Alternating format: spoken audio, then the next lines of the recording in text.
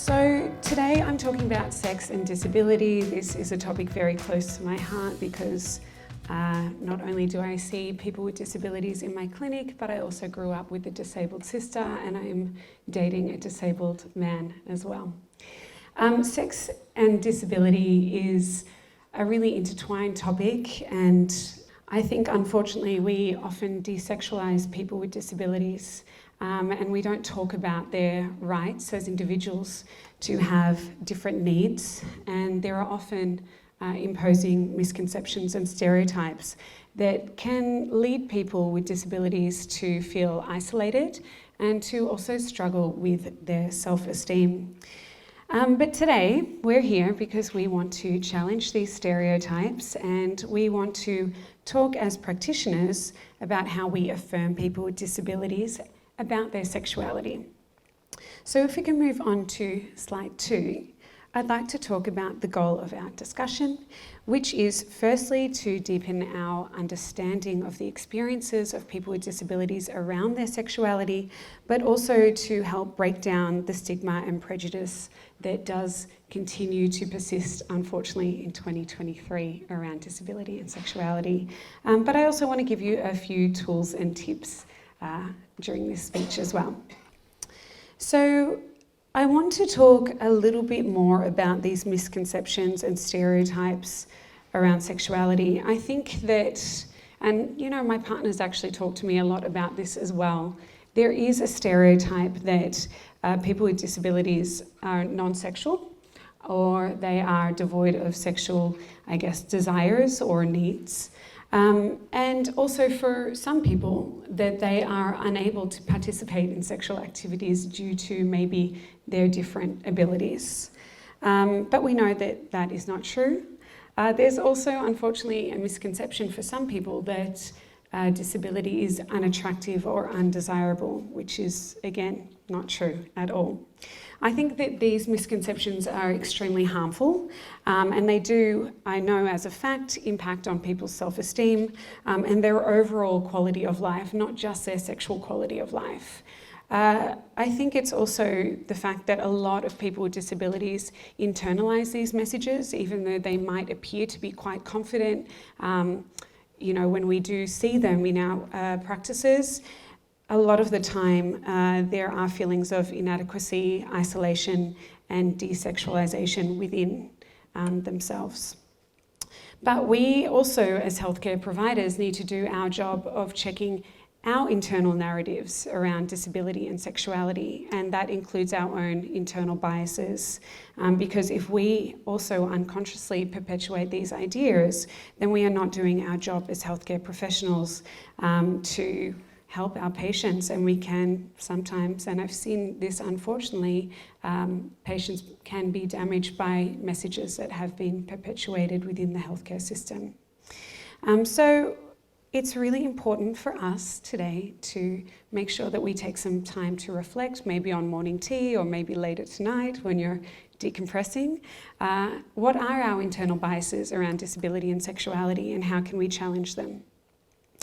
Let's talk about the spectrum of disability, because there are so many different types.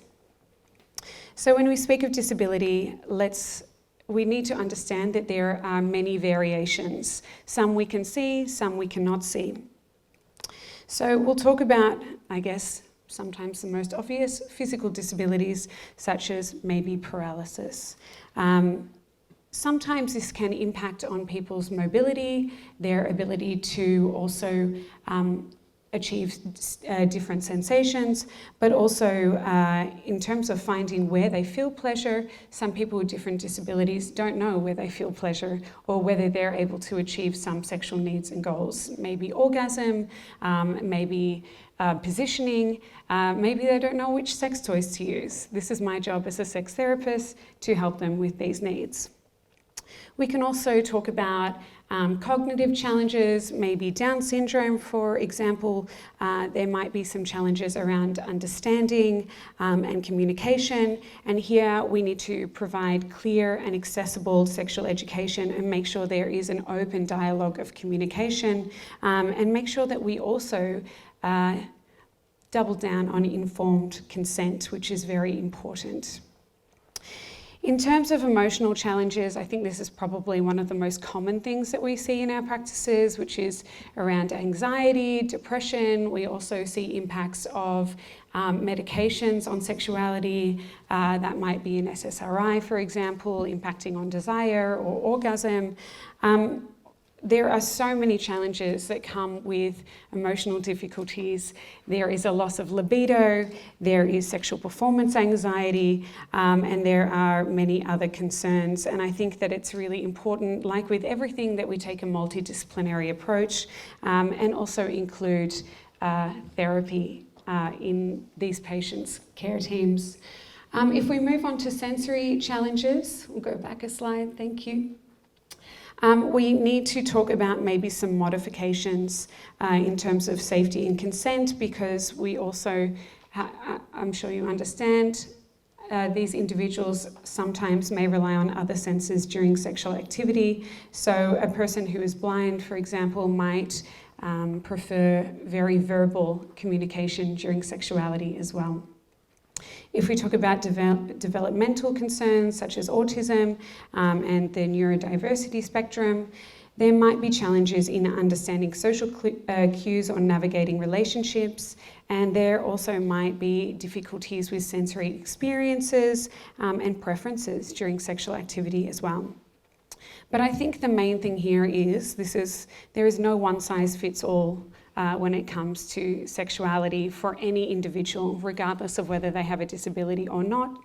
So we have to ask the individual, what do you want? What are your goals for therapy, or what are your goals for coming in here today to talk about sexuality? We also have to just ask anyone, how are you going with your sexuality? Do you have any questions for me as well?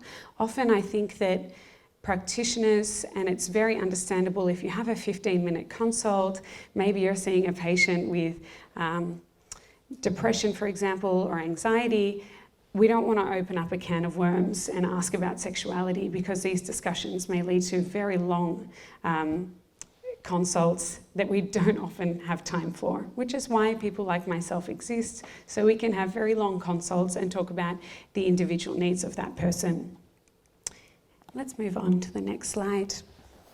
So I'm going to talk about some examples of sex and disability. Here we see Alex. Alex identifies as a female, and she has cerebral palsy. Alex has difficulties with mobility and uses a wheelchair. She also has a very open and direct way of expressing her sexual desires and needs, but she does face challenges because she doesn't know what sex toys to use. So I think that's a very common, question that I would see within my clinic. Most of all because we don't have a huge amount of sex stores, probably in rural Victoria, I don't know what it's like, but we often have to, I see some shaking heads in the background. Yeah, so it's really hard to recommend a sex toy if you've never seen it as well. So we do have a lot of online stores. I obviously am an ambassador for Lovehoney, which is a big sexual wellness company that does deliver throughout Australia and the world. And I have put a lot of effort into their the amount of sex toys that they have that can help people with different abilities. Because when I first started with them a few years ago, they really didn't have any. Now they are funding small operations that are developing sex toys specifically for people with different abilities, mainly mobility concerns. So it was my job as her therapist to work with her occupational therapist as well to suggest different positions, but also some good sex toys to suit her needs, and also explore various ways to achieve mutual satisfaction with her sexual partner who was able-bodied, and explore parts of her body to feel greater sensation. Now let's also talk about Ben. So Ben identifies as a man who is on the autism spectrum.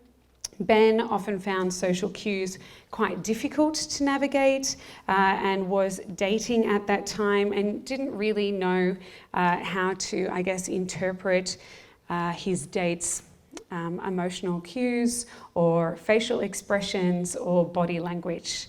So it was my job to, develop some sexual education materials that would suit Ben and his needs, but also help him communicate his sexual desires effectively, which included role play, which included home play exercises, and also, I guess, help him grow his confidence, which eventually led him to form a meaningful and satisfying relationship, which was very cool. We need to talk a little bit about rights and ethical considerations as well. So it's my job as a sex therapist, of course, to help people with their disability and sexuality, but also help practitioners who work with these people understand what is happening within our sex therapy sessions too. So a crucial part of this work is educating patients, but also their caregivers and also their multidisciplinary team on their considerations of consent, autonomy, and privacy within their sexual relationships. I'm sure many of us have seen caregivers who might be a little bit overbearing. So sometimes that might include talking with the caregiver about how they can navigate the sexual needs of the person that they are caring for.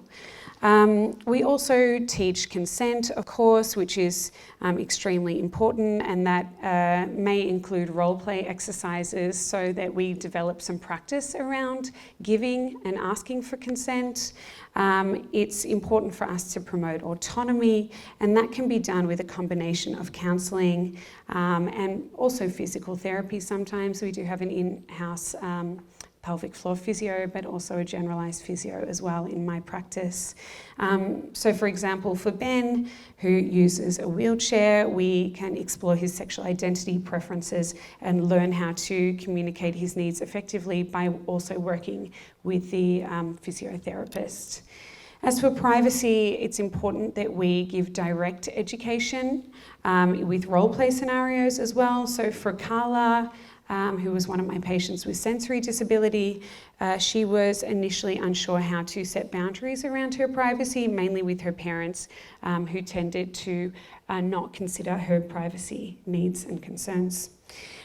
We also provide direct education on the topic with the caregiver as well, and make sure that they are understanding clearly that their child deserves to have privacy within their sexual relationship, not only with self, but with others. As a sexologist, it's very important to provide different approaches and interventions per the individual. So we provide comprehensive, inclusive, and personalised care. And I think working collaboratively with our patients' healthcare team ensures that we do address all aspects of our patients' sexual health. So education is the cornerstone of our approach because, of course, I mean, hands up, who got good sex education in school? Oh, okay, 5? Not amazing, but we're getting there. Who feels like they have a good sexual education now as an adult? Okay, that's awesome. Now, that's great because that means that you can provide comprehensive care to your patients. A lot of our patients have never had sex education. A lot of my patients specifically have gone to maybe a religious school or have different cultural backgrounds or maybe don't even know where they sit in terms of their own sexuality. So a lot of the time we do a lot of exploration, and it can take a few sessions to really get to the crux of what do we want to achieve from our sex therapy sessions. Because sometimes people come in and they go, I don't know why I'm actually here. I just feel like I need to talk about sex. They might have a few questions, or they might have a short-term goal or a long-term goal that they're trying to achieve. I think it's really important for us as practitioners to provide a thorough understanding for patients of their bodies, but also their rights and healthy sexual practices as well. And that can include safe sex. I think, unfortunately, condoms have become very unsexy for a lot of young people, which is something that I think we need to make them sexy. I don't know. We need to do a little bit of work around making condoms sexy. It's something that I'm even facing a lot of challenges around at the moment, and I I'm doing a lot of workshops with my team around how do we do this, because I really feel like in the past 2 years we've taken a few steps forward in terms of sexuality and sex education, but we have taken a lot of steps back, and I feel like we're kind of on this very slow moving train. It's kind of it's very, very challenging at the moment for people to feel like they are confident in their own sexuality, but also to ask for what they want. And I think especially for young femmes, to be able to carry condoms with them and to be able to ask for their sexual partner who has a penis to wear a condom is very, very challenging right now. So we do need to talk about that and make sure that people understand that if someone doesn't want to wear a condom with them, that there are plenty of other people out there who will want to wear a condom with them as well. There's plenty of fish in the sea. Lastly, my job as a sexologist is also to utilise adaptive equipment. So that's a kind of very boring word for sex toys, but also positioning aids and sensory tools as well. And I work closely with my patients to select and adapt these tools. Sometimes that may even mean like helping a patient learn how to strap a sex toy to their hands. This is just the basics of what we can do sometimes. It doesn't have to be so challenging. We're here to work collaboratively. That's why we're all in this room today, and it's such a delight to be invited to be part of this room. An essential part of our work as sexologists involves collaborating with our patient support networks, which also include disability support workers, family members or carers, because they play a critical role in providing day-to-day support and implementing the strategies that we talk about in our sessions. That being said, it's also crucial to balance this collaboration with respect for our patients' autonomy and individuality. Each person with a disability is an individual first, with their own desires, boundaries and abilities, and I think it's important to honour this in our practice. Our patients are also not merely passive recipients of care, but they are active agents in their own lives. So we have to let them lead with what they want for their sexual lives. At times, we also might encounter situations where support workers, family members or carers may have tendencies that can be a little bit challenging. I did have a patient a few months ago who came to me. His mum set up his session, and he had a few challenges around understanding consent, but also appropriate places to touch himself. And his mum just didn't want to deal with it. So he was masturbating in the middle of class, and she said, I don't know why it's a big deal. They can just put his tray over the top of his lap and he can just go for it. And, and for me, I mean, yes, I also laughed a little bit in my head, not to her face, but I had to say to her, you have to explain to him like you would a person without a disability that this is not appropriate and that he has a safe space at home where he can masturbate. Why can't he do it after school? Why does he have to do it at lunchtime? And you have to put some boundaries in place like you would with anyone. Gosh, if someone was in here having a go, I think we would probably say you need to step out and do it after the conference. Same with a person with a disability. And so we can accomplish these goals through clear, open communication and education. Sometimes, of course, as a sexologist, I provide a workshop or a training session to help support workers or family members to help them understand their role in supporting my patients' needs, but also respect their boundaries. And also, we can sometimes write up boundary agreements, which are literally agreements to what we are going to do as a caregiver with the needs of, I guess, the person we are caring for, without anyone overstepping their boundaries. I want to talk about a few tips that I have for you. So first and foremost, I want you to recognise individuality. Each patient is unique with their own desires, abilities and challenges. Always see that person first and not their disability. Next, Challenge stereotypes. So acknowledge and challenge common misconceptions and stereotypes about disability and sexuality, not just in your practice, but out of your practice. That may include the conversations that you have on the weekend or at the bar or, just with colleagues on your lunch break. Empower with education. So it's important to help patients, equipping them with knowledge about their bodies, their sexual health rights and safety, and make sure the information is accessible and understandable. That might mean breaking it down and making it a little bit easier to understand. Ensure consent, so teach and emphasise the importance of informed consent in sexual relationships and make sure your patient understands what that means and how to communicate it. Promote communication, so encourage open, honest and communication between you and your patients. Let them know that this is a safe space for them to explore their needs and that they're allowed to speak freely. And I guess help them develop good communication skills with their partners as well. Respect autonomy.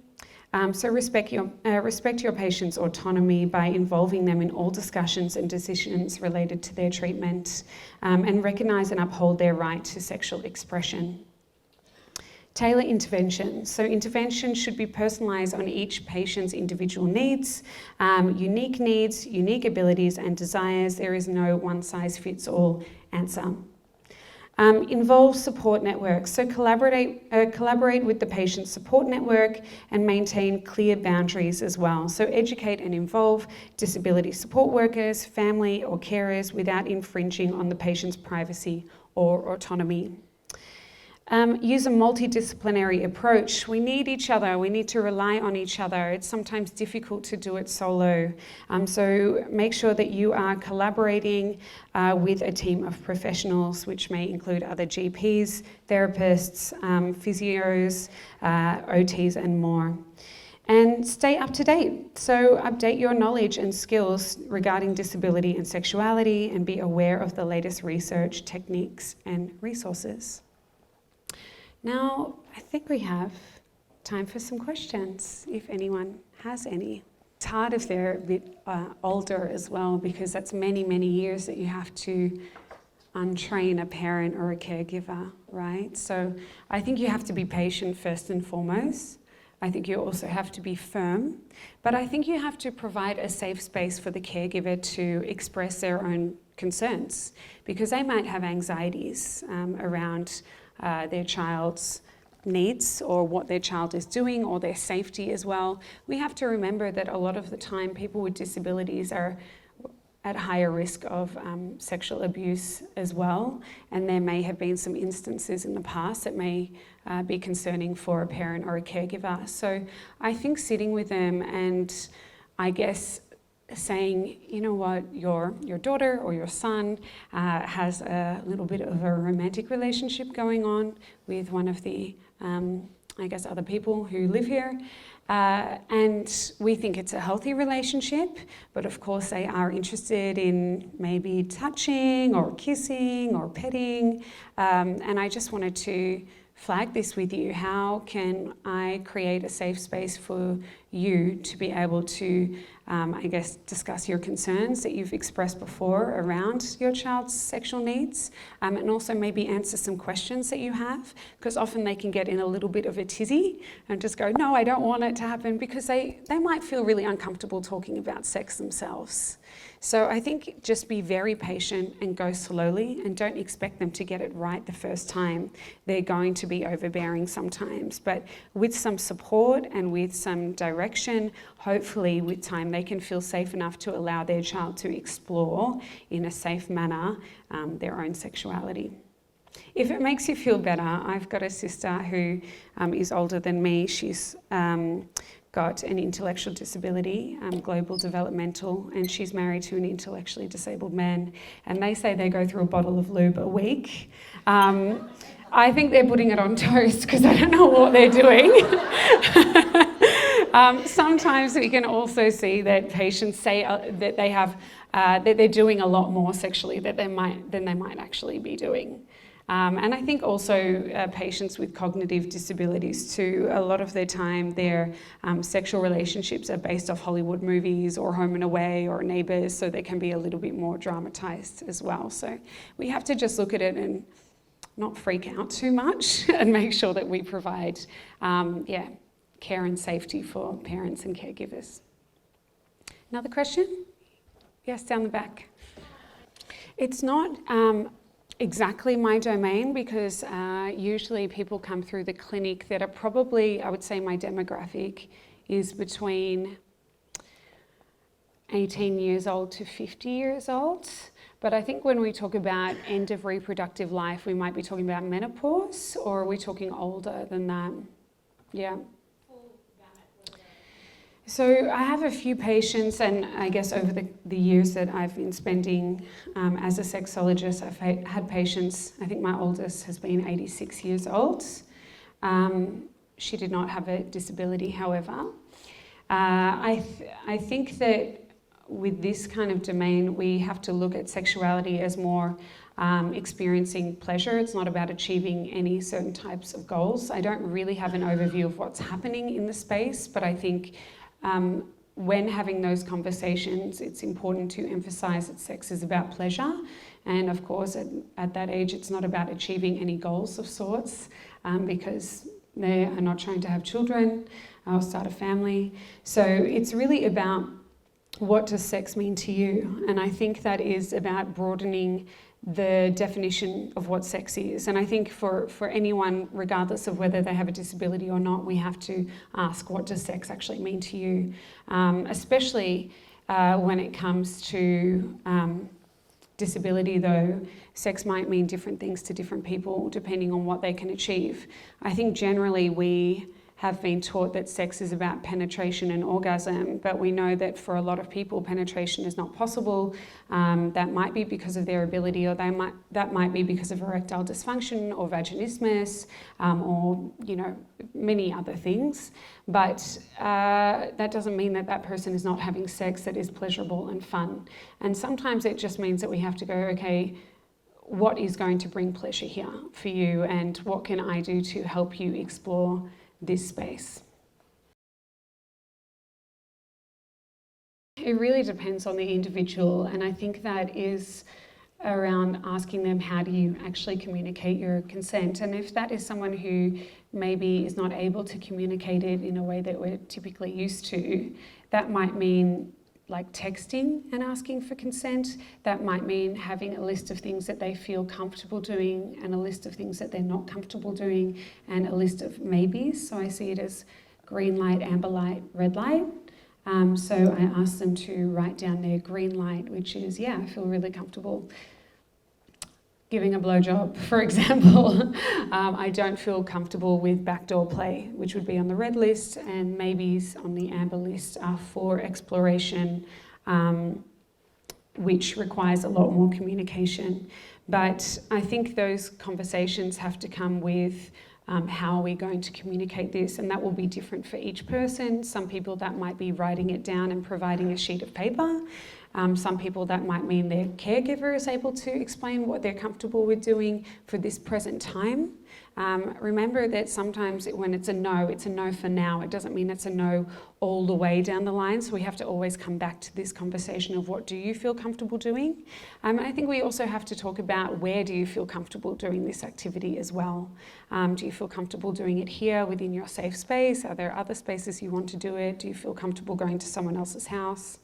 And I think I'm just going to deviate from, I guess, this topic for a second. I think one thing that we need to be very aware of as healthcare practitioners is also the consent of individuals who are doing online dating as well. Those conversations definitely need to be had because there is risk of predatory behaviour, there's risk of, abuse or I guess assault as well, which we have to talk about. So safety is the main, I guess, thing that I would bring up with patients, and then consent, how to give and ask for consent in a way that suits them. They'll be able to tell you what works for them, and you'll be able to bounce with them off that. You can always call me if you have any difficulties as well, that's fine. Yes. I do. So there are organisations that can also help with this, and I think also reaching out to like the Scarlet Alliance, for example, would be really good. But there are some sex workers that also specialise in disability. From the top of my mind, I don't have the name of the organisation, but you're welcome to email me afterwards, or I can email the organisers and they can forward it on. But I also think it's really important, if that's a need of your patients, or if you're just curious about it, why don't you reach out to sex workers who actually work in your area and ask them those questions yourself, and make sure that you meet them and feel comfortable with their presence and their etiquette as well, because they need to have an understanding of working with disability too. And I think that you can work through communication as a team around how you can achieve those needs for your patients. So I have a list of people that I personally refer to, that I've met with over the years, that do a really good job of working with my patients and their needs. Some patients will come in and they'll have sex workers that they've already worked with before, that they really enjoy, and then you can always grab the name or contact details of that person as well.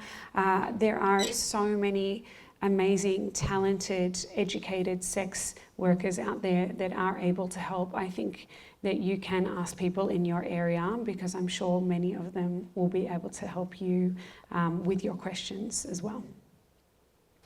Thank you so much for having me.